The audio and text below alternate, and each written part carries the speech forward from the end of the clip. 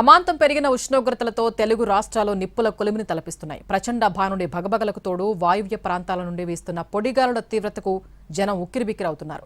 గతానికి భిన్నంగా రాష్ట్ర వ్యాప్తంగా ఎండ తీవ్రత రికార్డులను తిరగరాస్తోంది. ఈ నెల 26 వరకు కోస్తాకు ప్రచండ ఎండల ముప్పు ఉంటుందని భారత వాతావరణ శాఖ హెచ్చరించింది.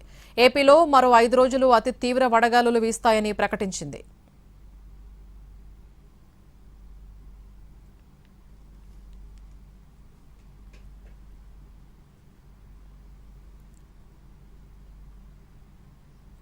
ఈ నెల 26 వరకు కోస్తాకు ప్రచండ ఎండల ముప్పు ఉందని భారత వాతావరణ శాఖ హెచ్చరికలు జారీ చేసింది. ఏపీలో మరో 5 రోజులు అతి తీవ్ర వడగాలులు వీస్తాయని పేర్కొంది.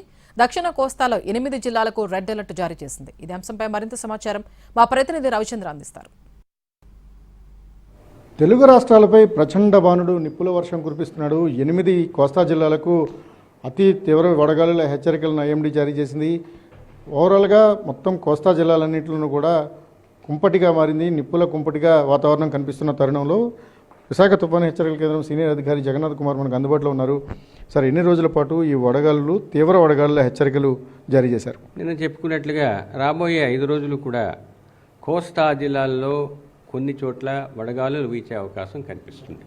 ముఖ్యంగా మొదటి 3 రోజులు తీవ్రమైన వడగాలులు కొన్ని ప్రాంతాలలోనూ, కొన్ని ప్రాంతాలలో వడగాలులు ఉండే అవకాశం ఉంది. తదుపరి 2 రోజులు అంటే 4వ రోజు 5వ రోజు రాష్ట్రంలో అత్యధిక జిల్లాలలో అంటే కోస్తా జిల్లాల్లో అత్యధిక కోస్తా జిల్లాలలో వడగాలులు కొనసాగే అవకాశం ఉంది.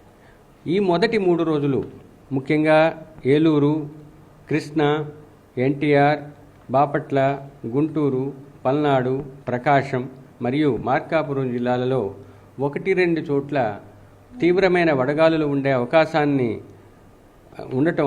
కలిగి ఉండటం వలన ఆ జిల్లాలకు రెడ్ వార్నింగ్ ఇచ్చాము. ఇక పశ్చిమ గోదావరి, నెల్లూరు, అంబేద్కర్ కోనసీమ, తూర్పుగోదావరి, కాకినాడ, అనకాపల్లి జిల్లాలలో 1-2 చోట్ల వడగాలులు మాత్రమే వీచే అవకాశం ఉన్న గత కొన్ని రోజులుగా కొనసాగే పరిస్థితుల వల్ల ఆ ప్రాంతాలకు ఆరెంజ్ అలర్ట్ ఇవ్వటం జరిగింది. ఇక అల్లూరి సీతారామరాజు, విశాఖపట్నం, పార్వతీపురం మన్యంలోని 1-2 చోట్ల వడగాలులు వీచే అవకాశం ఉన్నందువల్ల ఆ జిల్లాలకు ఎల్లో అలర్ట్ ఇవ్వటం జరిగింది.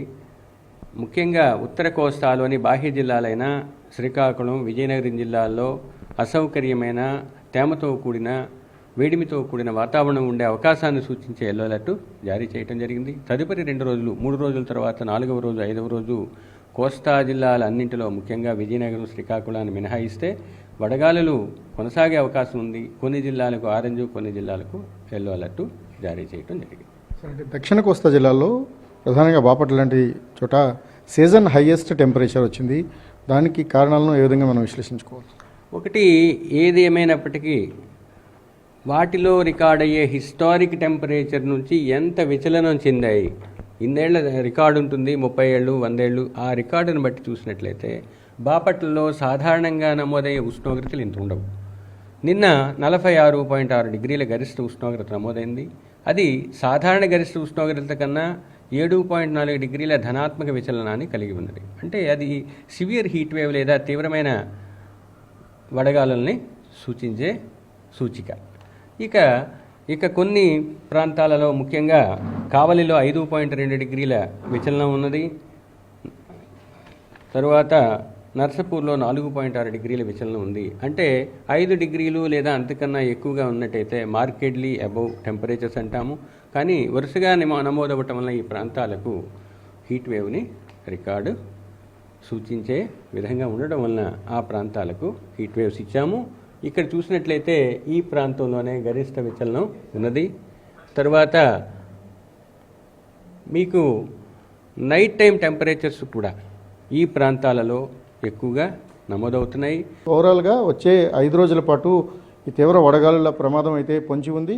ప్రజలు కూడా పూర్తి స్థాయిలో అప్రమత్తంగా ఉండమని కూడా ఇటు ఐఎండీ, అటు ప్రభుత్వం కూడా సూచనలు